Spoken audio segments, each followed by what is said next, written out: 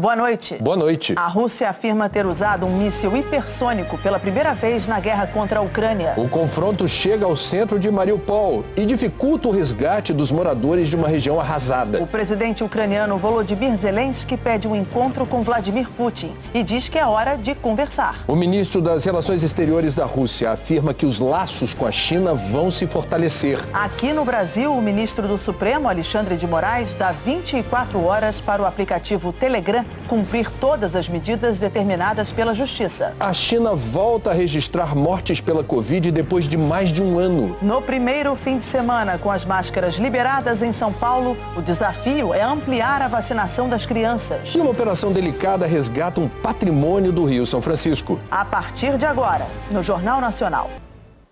O 24º dia de guerra na Ucrânia foi marcado por confrontos nas ruas de Mariupol, cidade sitiada pelas tropas de Vladimir Putin. Neste sábado, a Rússia também confirmou o uso de um novo tipo de arma. Veja na reportagem dos enviados especiais à Polônia, Rodrigo Carvalho, Hernani Lemos e Rossi Salinas. A Rússia fez hoje o primeiro ataque com míssil hipersônico desde o início dessa guerra. Foi na região de Ivano-Frankovsk, a uns 50 quilômetros da fronteira com a Romênia. O Ministério da Defesa russo disse que o ataque destruiu um depósito subterrâneo de armas. O míssil usado teria sido do modelo Kinzhal. São mísseis hipersônicos lançados por caças. Viajam a uma velocidade de 6.000 km por hora, fazem manobras e podem acertar alvos a 2.000 km de distância. Os sistemas de defesa não conseguem parar um míssil desse. A Força Aérea Ucraniana confirmou que o depósito de armas foi atingido, mas não disse por qual tipo de míssil.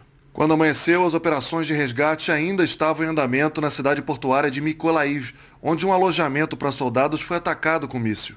Dezenas de militares foram mortos, segundo jornalistas que estavam lá.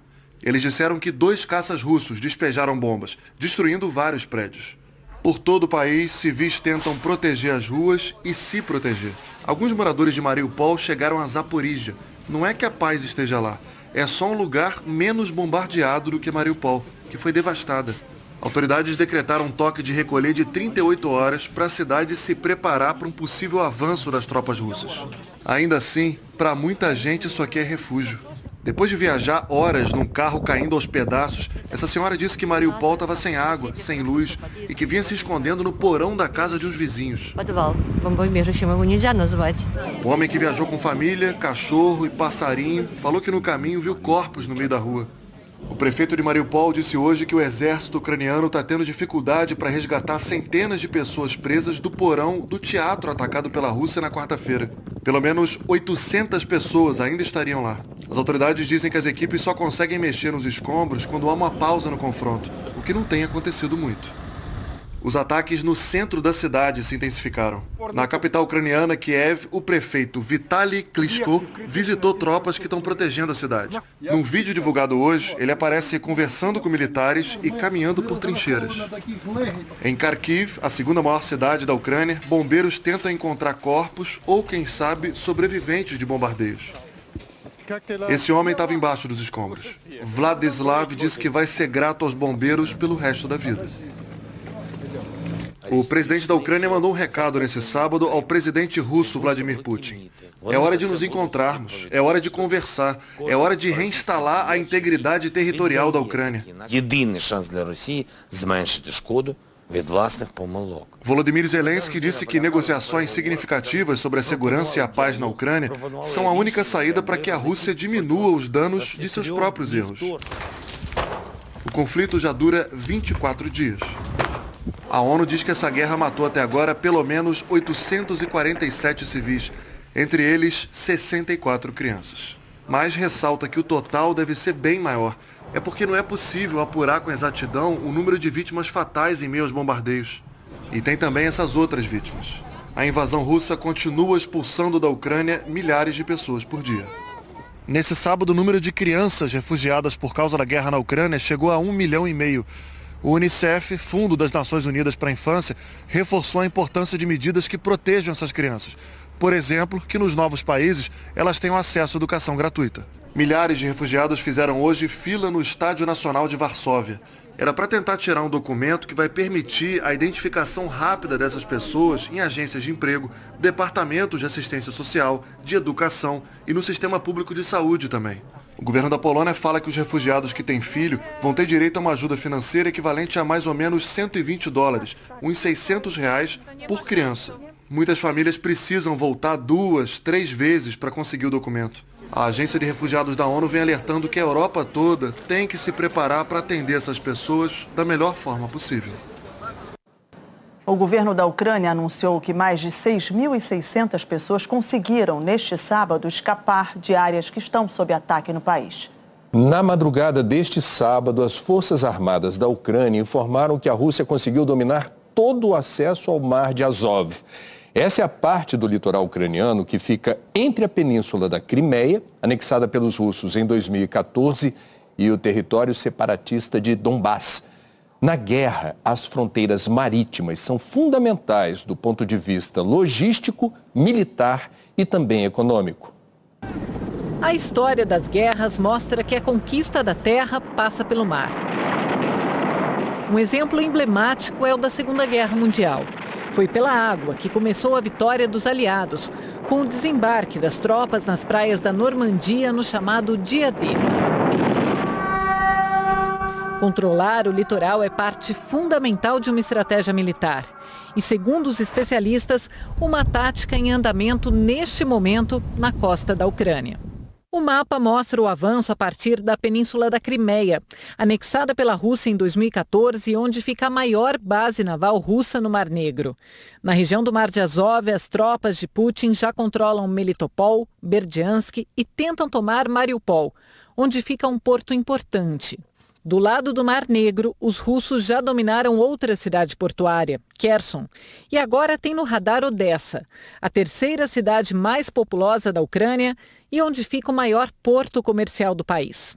O comandante Leonardo Matos, professor de geopolítica da Escola de Guerra Naval, explica que, assim como o exército e a aeronáutica, a desvantagem da marinha da Ucrânia é enorme. O fato da Ucrânia não possuir uma marinha de nível para poder sustentar esse ataque da Rússia faz com que, no momento, a Ucrânia não consiga se defender com a sua marinha, da marinha russa, que toma totalmente aquele litoral ali da Ucrânia. Se Odessa sucumbir aos russos, a Ucrânia praticamente perde o acesso ao mar. O contato com o Ocidente passa a ser só por terra, inclusive para receber qualquer tipo de ajuda e suprimentos. É pouco. Por isso, controlar as cidades do litoral significa ter nas mãos a logística de um país. O professor de Relações Internacionais da FGV, Daniel Rio Tinto, lembra que, apesar da extensa fronteira terrestre, Putin não abriu mão de atacar a Ucrânia pelo mar. É sempre útil controlar também a fronteira sul e principalmente poder negar o uso dessa fronteira sul e negar o acesso ao mar a outros grupos ou países que queiram se envolver na guerra. É uma maneira importante de dizer, não, aqui nesses portos ninguém pode desembarcar ajuda para os ucranianos. Então esse é um estratégico, acaba sendo um ponto estratégico importante. O chefe da diplomacia da Rússia declarou, nesse sábado, que as sanções do Ocidente para tentar pôr fim à guerra na Ucrânia acabam por aproximar a China dos russos. O ministro das Relações Exteriores da Rússia, Sergei Lavrov, afirmou hoje que as relações com a China vão se fortalecer diante das circunstâncias políticas atuais.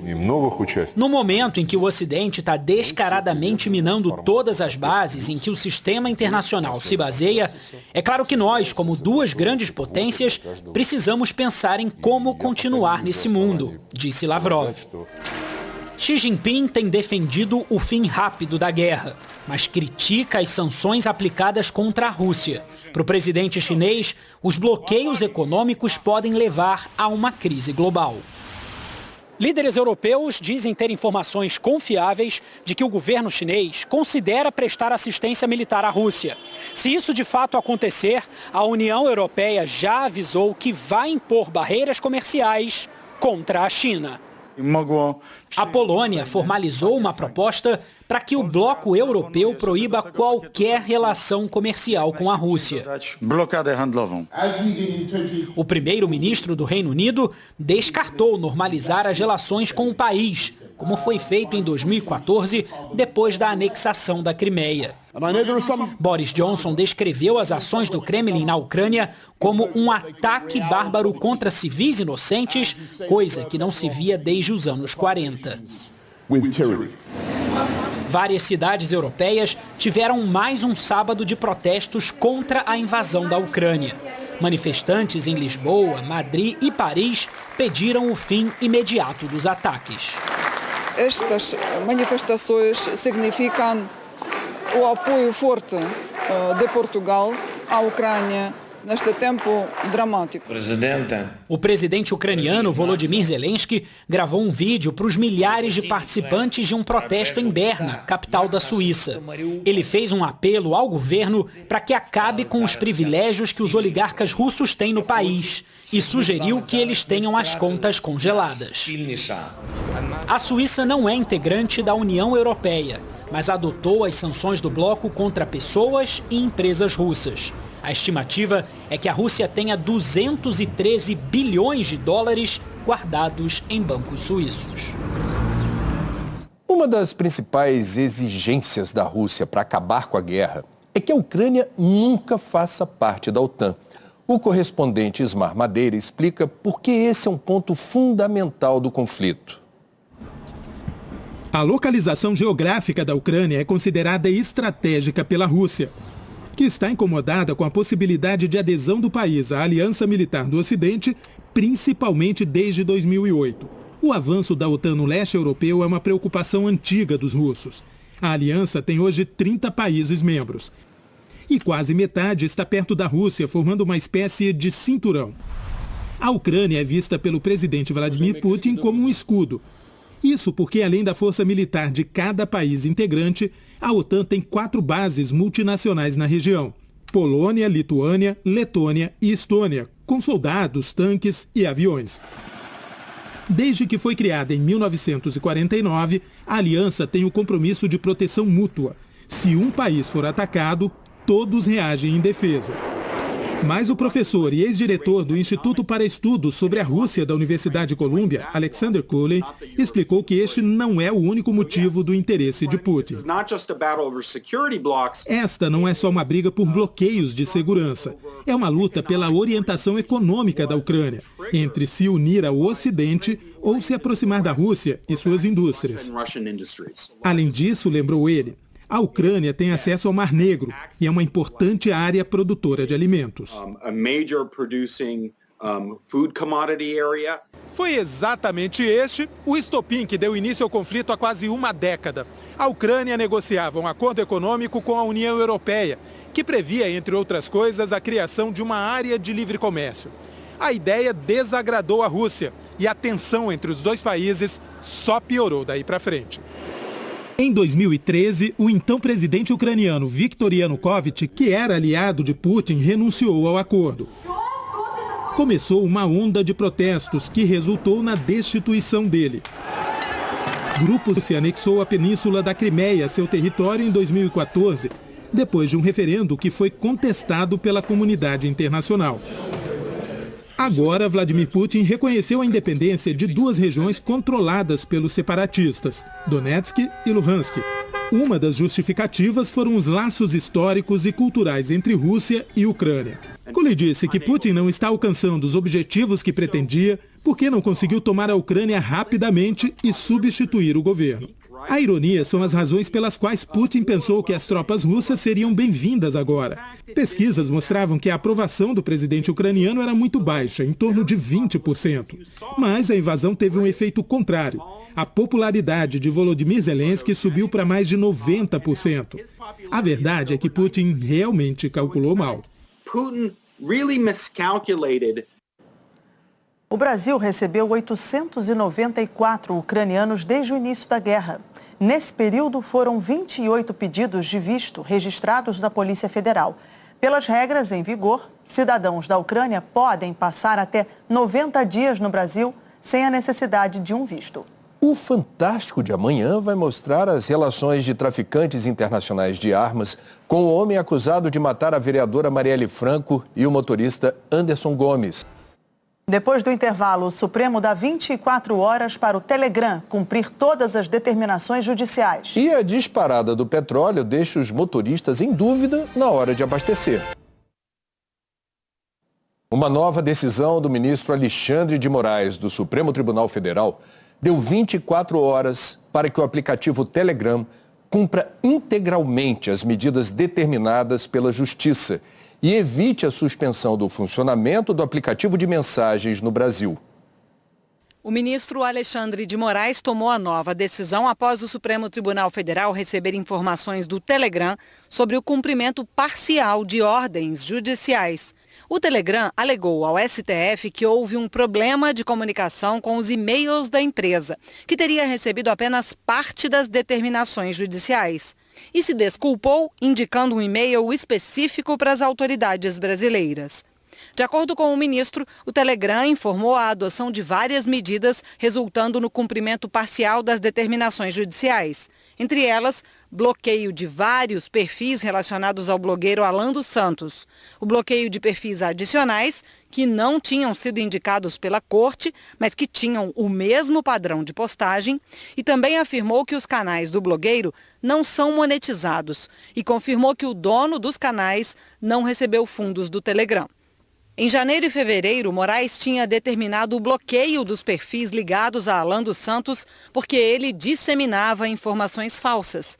Aliado do presidente Bolsonaro, o blogueiro é investigado em 2 inquéritos do STF. Ele teve a prisão determinada, mas está foragido. O ministro Alexandre de Moraes determinou ontem que a Anatel providenciasse a suspensão do funcionamento do Telegram no Brasil. Mas hoje, diante das informações encaminhadas pela empresa, o ministro deu 24 horas para que o Telegram cumpra integralmente todas as ordens já emitidas. Na nova decisão, Moraes destacou que o Telegram ainda precisa indicar a representação oficial no Brasil. Informar imediata e obrigatoriamente todas as providências adotadas para o combate à desinformação e à divulgação de notícias fraudulentas, incluindo os termos de uso e as punições previstas para os usuários. Além de imediata exclusão ou retirada de publicações divulgadas no link do canal oficial do presidente Jair Bolsonaro, que permitem baixar documentos de um inquérito sigiloso e não concluído pela PF sobre um ataque hacker ao sistema do Tribunal Superior Eleitoral. E determinou o bloqueio de um canal na internet acusado de divulgar fake news. 1 hora depois da decisão, o Telegram excluiu as publicações indicadas do canal oficial de Bolsonaro. No Acre, ontem à noite, o presidente Jair Bolsonaro disse que a decisão monocrática do ministro Alexandre de Moraes, que mandou bloquear o Telegram, é inadmissível. No início dessa madrugada, a Advocacia Geral da União pediu que o Supremo estabeleça que as sanções de suspensão a aplicativos previstas no Marco Civil da Internet não podem ser aplicadas quando eles descumprem ordens judiciais. A legislação que regulamenta a internet no país foi usada como base por Moraes para a decisão de bloquear o Telegram.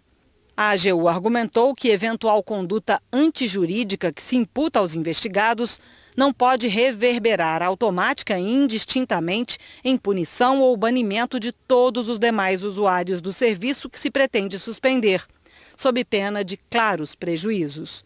Esse pedido da AGU, embora cite decisão sobre o Telegram, foi feito em outra ação que já tramita no Supremo e contesta bloqueios judiciais de aplicativos de mensagens. Na decisão que determinou o bloqueio do Telegram, Alexandre de Moraes citou informações divulgadas pela Polícia Federal de que o Telegram é notoriamente conhecido por sua postura de não cooperar com autoridades judiciais e policiais de diversos países, o que o torna um terreno livre para a proliferação de diversos conteúdos, inclusive com repercussão na área criminal.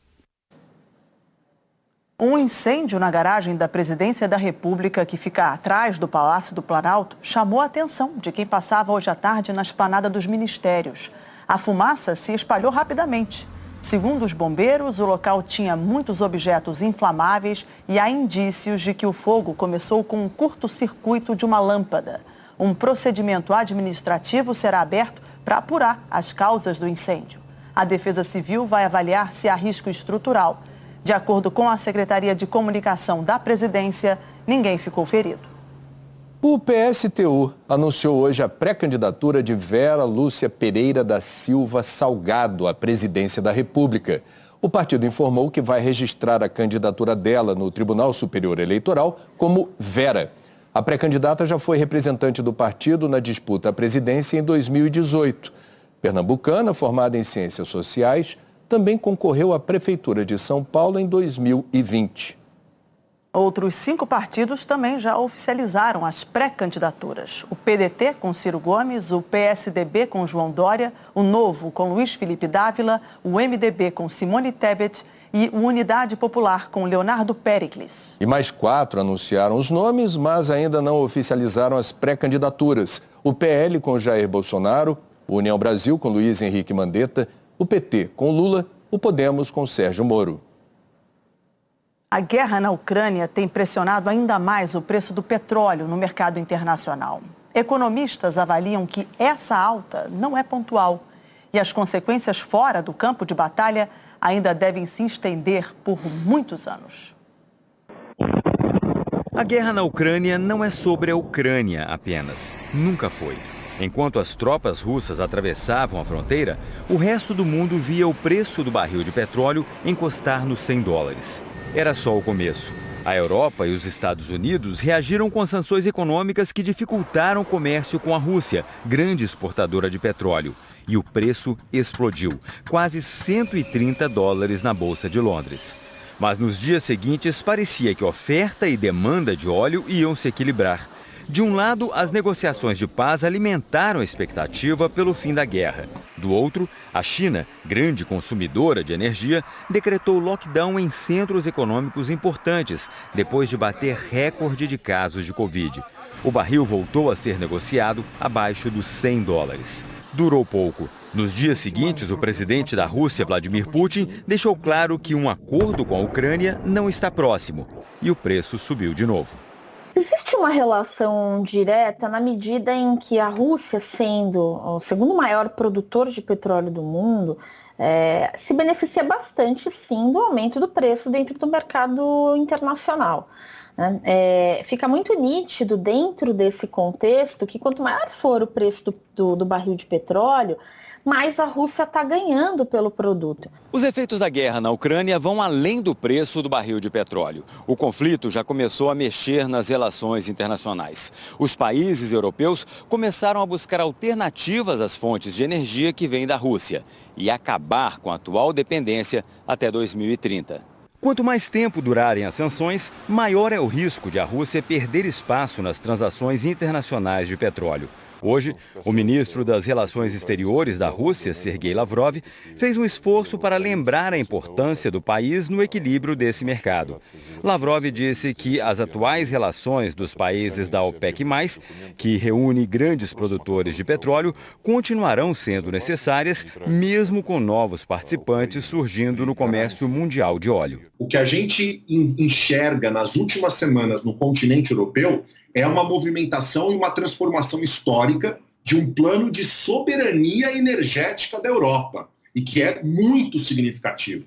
Isso tende a ampliar as relações econômicas entre China e Rússia, a Rússia se transformando num grande fornecedor de energia e também de commodities, de outras commodities, principalmente grãos, para o mercado chinês e também para a própria Índia. Mesmo antes da guerra acabar, de um exército se declarar vencedor, uma derrota já é dada como certa. Essa guerra na Ucrânia claramente já é o maior erro estratégico que o Putin cometeu em mais de 2 décadas de carreira. Ele vai terminar com uma Europa mais unida, com uma OTAN mais fortalecida e, portanto, ele vai sair menos seguro dessa guerra do que ele entrou. A gente precisa entender esta guerra do ponto de vista dos europeus, como o equivalente ao 11 de setembro para os americanos. Agora a mesma coisa no caso da Europa. Aqui no Brasil, com o preço da gasolina nas alturas, a venda de etanol subiu mais de 20% em fevereiro.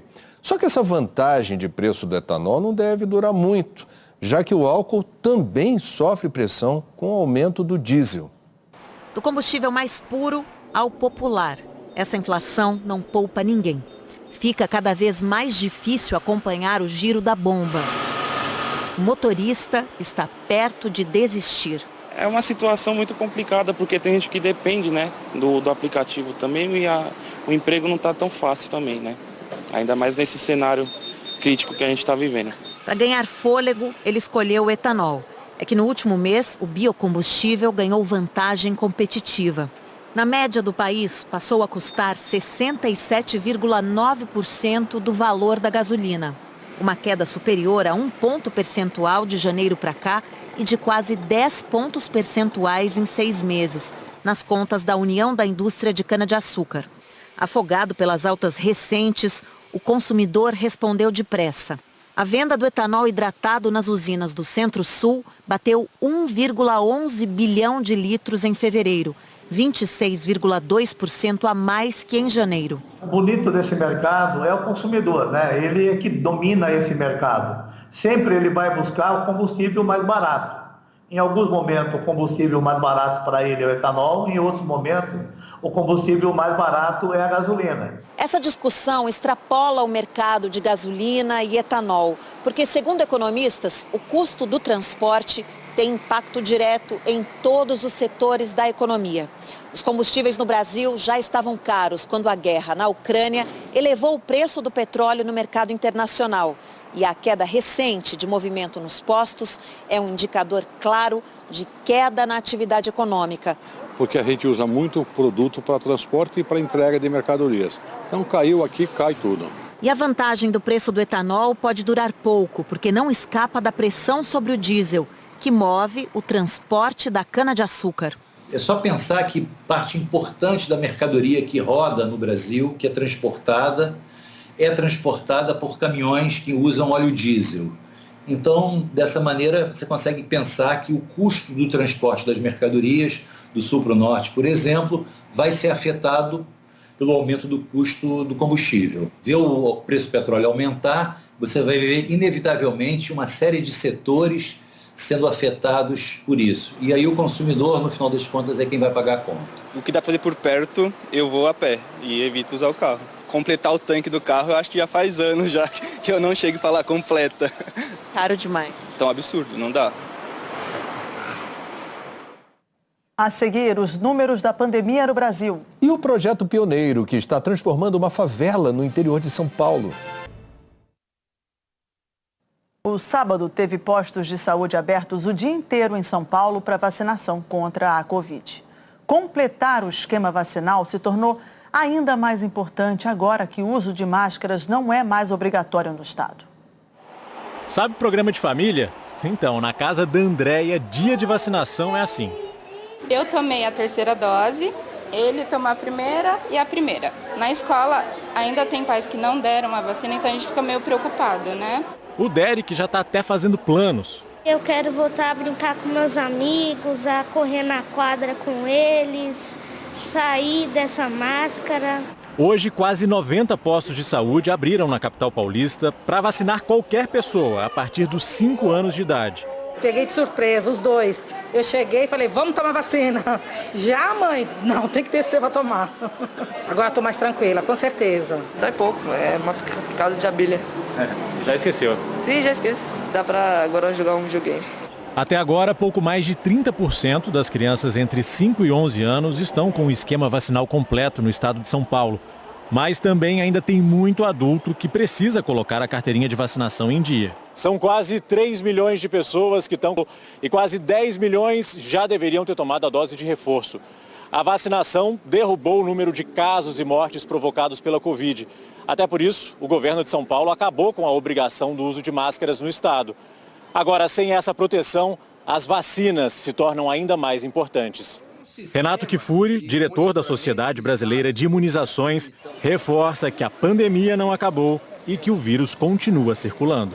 O mundo assiste surgimento de outras variantes que podem nos impactar daqui a algumas semanas aqui também. É importante nós mantermos os cuidados e, fundamentalmente, estar com a vacinação em dia. Hoje, estar com a vacinação em dia significa o esquema de 2 doses, mais um reforço após 4 meses. Em alguns lugares estamos sem a máscara por conta do quê? Por conta da vacina. Por favor, gente, vacine-se, isso é importante. Vamos então aos números da pandemia reunidos pelo consórcio de veículos de imprensa.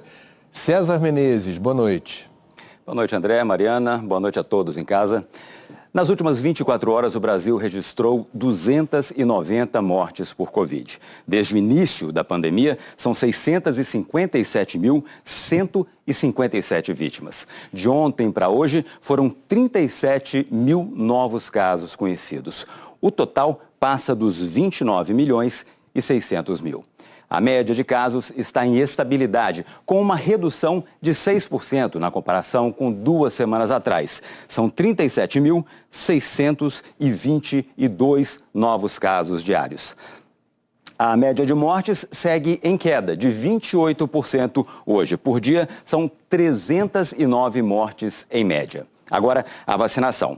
Entre os brasileiros que têm 5 anos ou mais, 79,45% estão completamente vacinados com as 2 doses ou a dose única. A dose de reforço foi aplicada em 44,82% da população com 18 anos ou mais. No mapa, os estados em verde escuro são os mais adiantados na vacinação completa da população que pode ser imunizada. Outras informações sobre a vacinação e a pandemia você acha lá no g1.com.br/coronavírus. Mariana, André.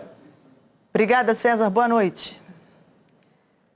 E a China registrou hoje as primeiras mortes por Covid desde janeiro do ano passado. 2 pessoas morreram na província de Jilin, na região nordeste do país. Segundo o governo chinês, as vítimas de 87 e 65 anos já tinham outros problemas de saúde. Uma delas não havia tomado a vacina. Desde o início da pandemia, o governo chinês contabiliza 4.600 mortes pela Covid. Durou 2 semanas a liberação do uso de máscaras na Áustria. O ministro da Saúde do país voltou atrás e disse que os austríacos serão obrigados a usar as máscaras em locais fechados a partir de quarta-feira. Ele afirmou que a situação nos hospitais preocupa e reconheceu que as medidas de relaxamento foram prematuras. O ministro também reforçou a necessidade de aumentar a cobertura da vacina. A segunda dose da vacina, que está em 73%. Outros países da Europa, como o Reino Unido, França, Itália e principalmente a Alemanha, também registram alta no número de novos casos. Um grupo de 120 pessoas, a maioria empresários, visitou hoje uma favela no interior de São Paulo que tem um projeto pioneiro de combate à pobreza. O grupo chegou num voo fretado a São José do Rio Preto e conheceu as histórias das famílias que vivem na comunidade. A favela Marte faz parte de um projeto da rede Gerando Falcões e do Instituto Valkyrias World. O projeto Favela 3D prevê geração de emprego, melhores condições de moradia, além de acesso à educação e à saúde. Nas palavras dos idealizadores, a meta é transformar a pobreza em peça de museu. E essa transformação já começou, como a gente vai ver na reportagem. O espaço é improvisado. No muro do quintal de uma casa na favela, as lições de mais uma aula sobre empreendedorismo. Eu tenho dificuldade com muita coisa, assim, em matéria de empreendedorismo, de matéria de cuidar do seu próprio dinheiro. Como é que eu faço para vender a minha mercadoria? Para quem que eu vou vender a minha mercadoria? O que se aprende com os voluntários em cursos e palestras já é colocado em prática dentro da favela mesmo. A feira aos domingos foi ideia dos moradores. Nas barraquinhas tem de tudo.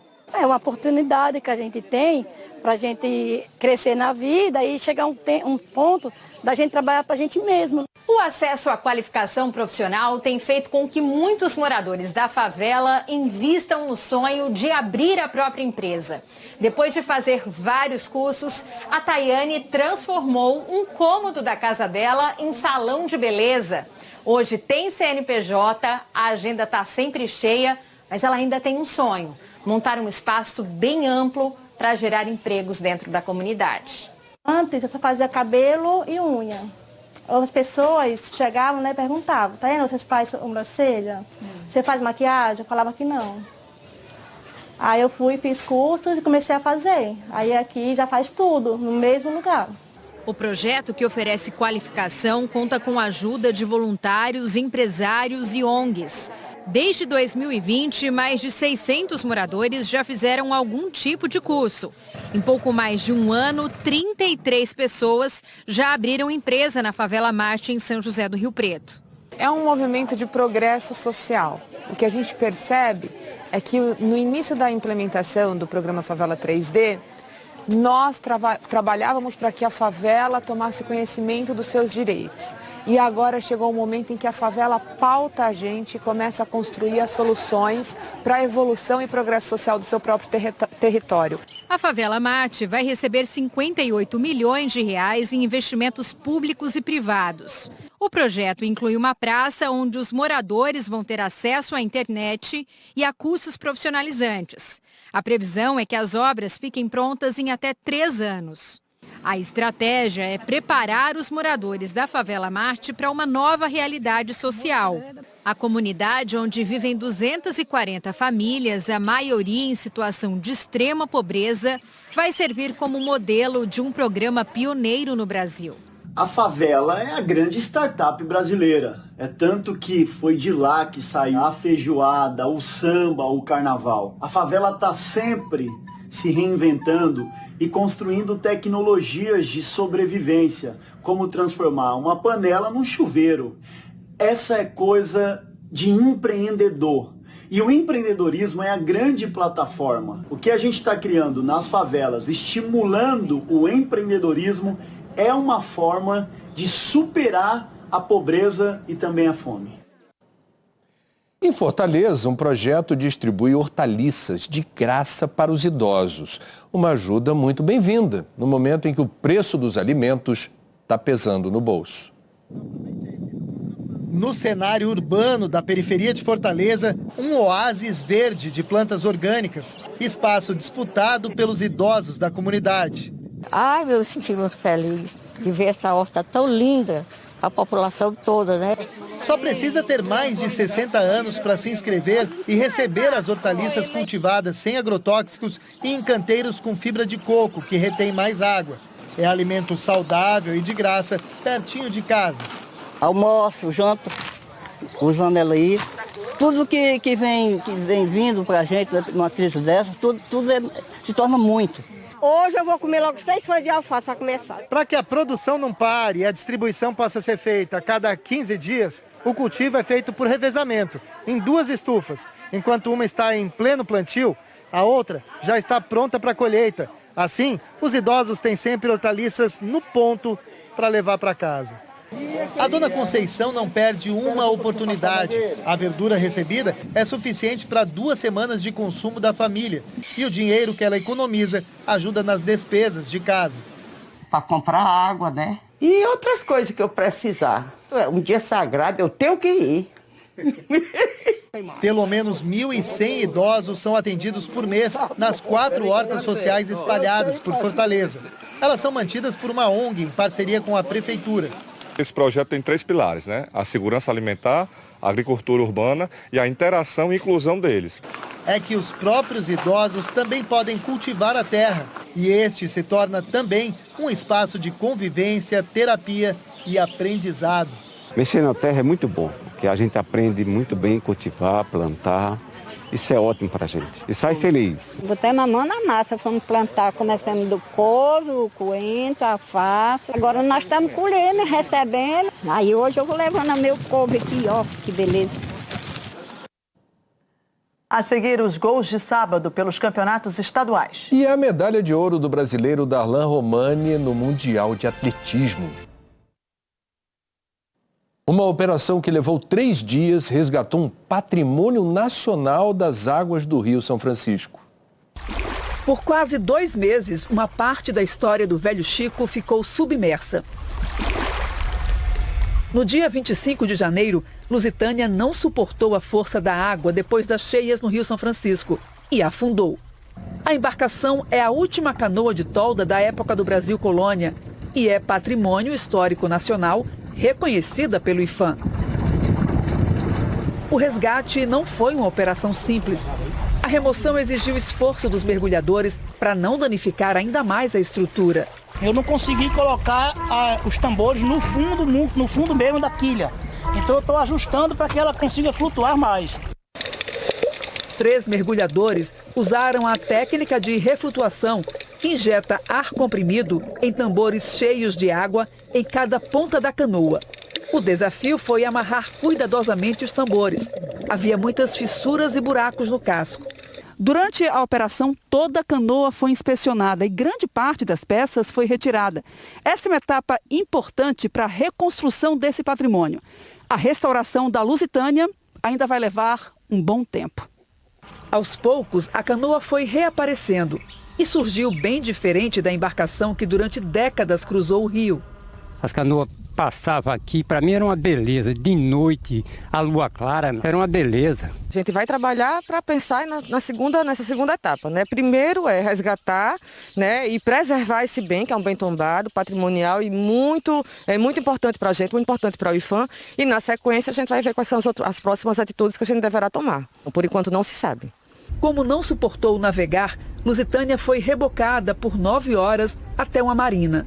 O desafio agora é saber quando ela vai voltar a desfilar pelo Rio São Francisco. É alívio, claro que é alívio, não deixa de ser, evidentemente, mas ao mesmo tempo é angustiante, né? Porque o futuro ainda não está perfeitamente delineado. A gente vai fazer todo o nosso esforço para que a canoa volte a navegar nas águas do Rio São Francisco. O Marcelo Pereira conta agora como fica o tempo amanhã. Primeiro dia do outono. Marcelo, boa noite para você. Boa noite para você, Mariana. Boa noite também para o André. Boa noite também para os nossos amigos e amigas de casa. Olha, o primeiro dia do outono será de chuva em boa parte do país. Amanhã, os alertas para o risco de temporais e chuva volumosa estão valendo para quem está aqui no litoral de São Paulo, região metropolitana e pegando também aqui o sul fluminense. Depois o oeste do Acre e também o oeste do Amazonas. Em laranja, risco para temporais pegando do norte, aqui é o Rio Grande do Norte, no Nordeste e aqui de Mato Grosso do Sul, chegando até a cidade do Rio de Janeiro. No Nordeste, Sul e Sudeste, a chuvarada está sendo provocada principalmente por 2 sistemas. No Nordeste é a Zecite, é a zona de convergência intertropical. Sul e Sudeste é a passagem dessa frente fria que deve chegar no Rio de Janeiro amanhã. Na rota dessa chuvarada, atenção para você que está em Santos, no litoral de São Paulo, com 130 milímetros, Paraty no Rio com 80, São Luís, Rio Branco e Cuiabá, variando entre 40 e 20 milímetros de chuva. Já as capitais mais afetadas por esses fortes temporais serão São Paulo, entre amanhã e segunda com 65 milímetros e o Rio de Janeiro, que acumula de domingo até na terça-feira 120 milímetros. É muita chuva e as temperaturas, claro, vão diminuir aí na cidade do Rio. Mesmo com a chuva, as temperaturas ficam elevadas na maior parte do Brasil nesse domingo. Destaque para você que está em Vitória com 35 graus, Palmas no Tocantins com 32, a mesma máxima para quem está no Recife, Curitiba é o que está fora da curva com 19 graus. Regiões com sol e sem chuva amanhã, pegando praticamente todo o estado do Rio Grande do Sul, subindo pelo interior de Santa Catarina e o interior do Paraná. Pegando o norte do Espírito Santo, cruzando por Minas, passando por Goiânia, Brasília, toda essa área central da Bahia, até chegar no sertão nordestino. E o calorão está garantido para você que está em Petrolina, no Pernambuco, com 32. Na cola, na mesma, vem BH com os mesmos 32. E Goiânia também com 32 graus. É calor, está garantido para essas cidades, viu, Mariana, André? Mas aí no Rio, preparem a capinha de chuva e o guarda-chuva. Eu volto com vocês. Boa noite, bom domingo. Obrigado, Marcelo. Boa noite. A história de resistência dos povos indígenas brasileiros foi capturada pela lente do repórter fotográfico Ricardo Stuckert. As imagens estão reunidas num livro lançado nesta semana. Yanomami Apenhagós tinha 22 anos de idade em 1997, quando Ricardo Stuckert fez essa foto. Anos depois, um novo registro. 17 anos depois, e se você for ver as expressões da vida, o que ela passou, está tudo registrado, Zileide. É uma coisa assim que você vê aqui uma jovem. Aqui, uma jovem senhora. Aqui já uma jovem experiente, digamos assim.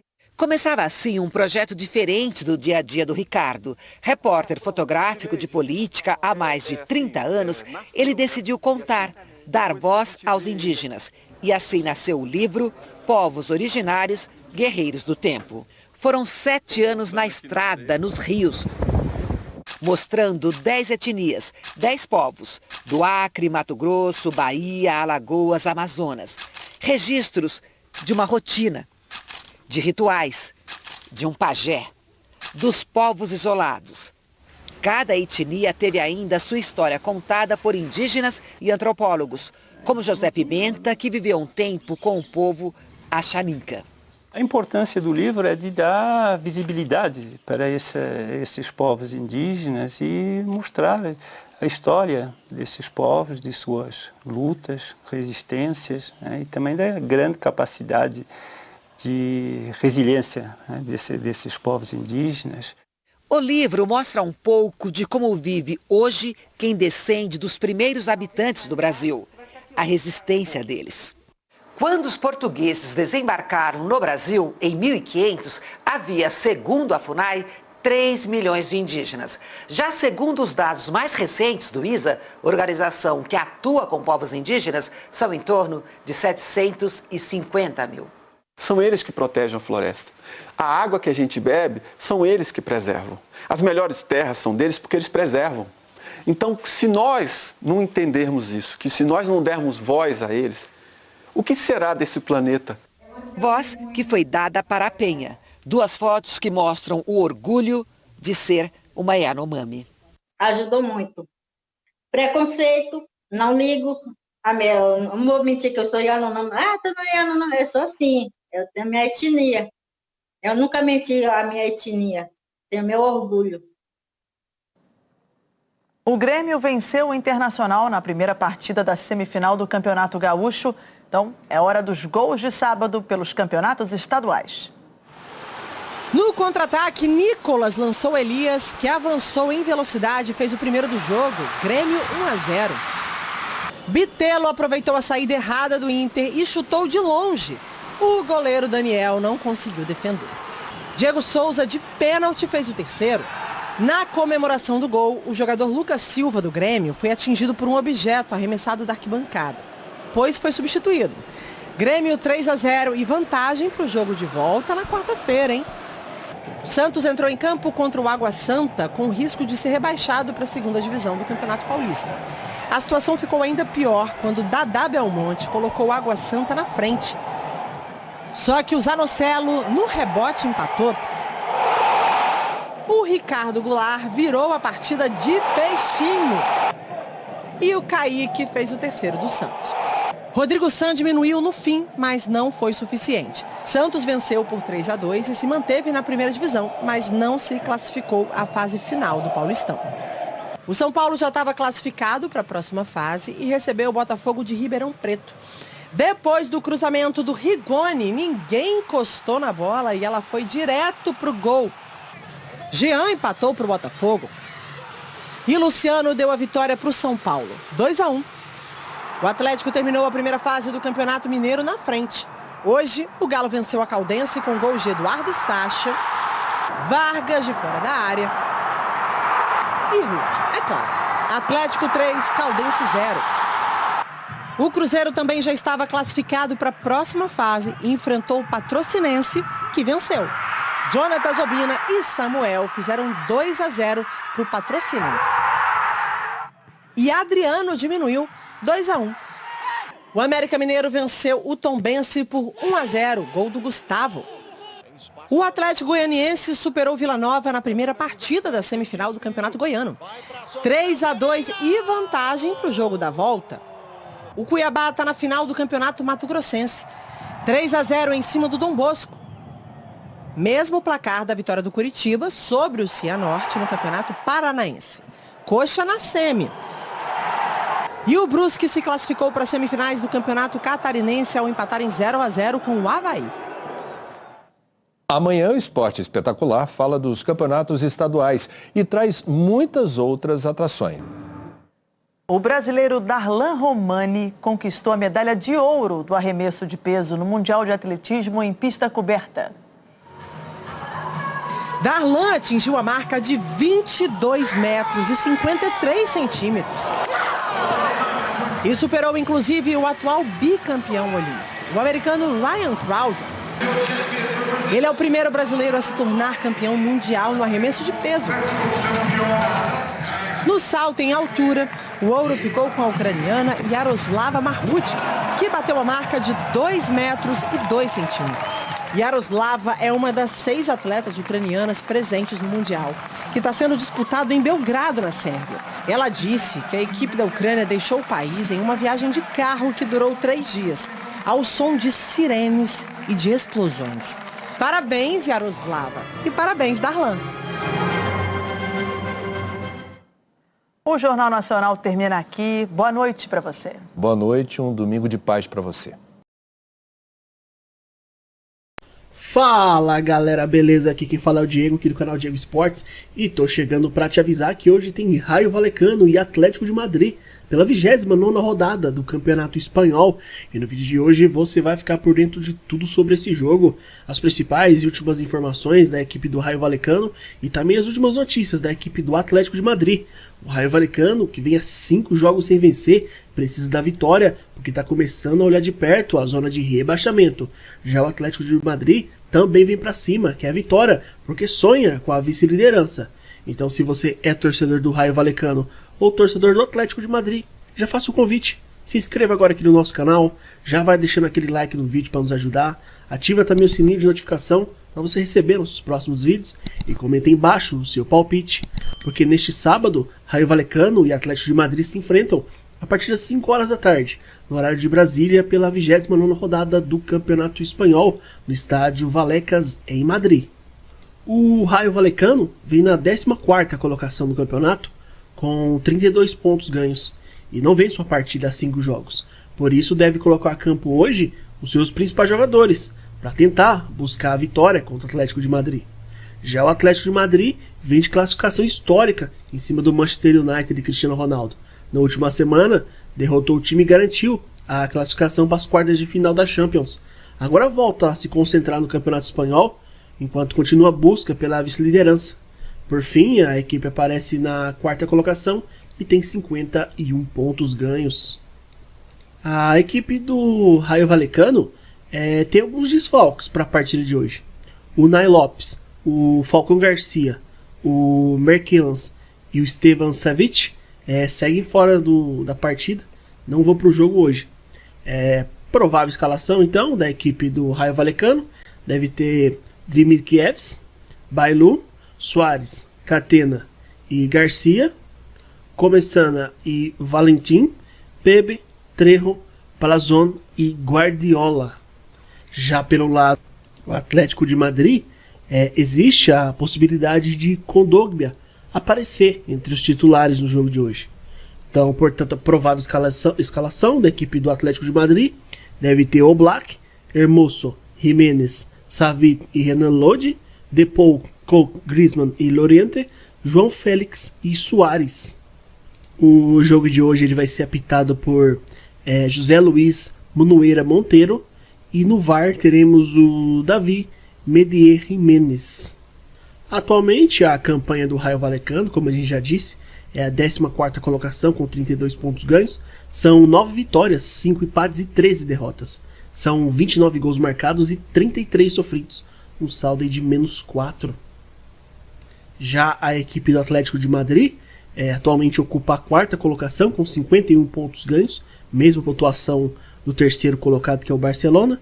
O Atlético de Madrid tem 15 vitórias, 6 empates e 7 derrotas. São 52 gols marcados e 36 gols sofridos, um saldo positivo de 16 gols. Na rodada passada, a equipe do Raio Vallecano, jogando em casa, recebeu a equipe do Sevilha e ficou no empate, pelo placar de 1-1. Já o Atlético de Madrid jogou em casa, na última rodada, contra a equipe do Cádiz e venceu, pelo placar de 2-1. Aí na próxima rodada, a equipe do Raio Vallecano vai visitar fora de casa, a equipe do Granada. Já o time do Atlético de Madrid, jogando em casa, vai receber a equipe do Alavés.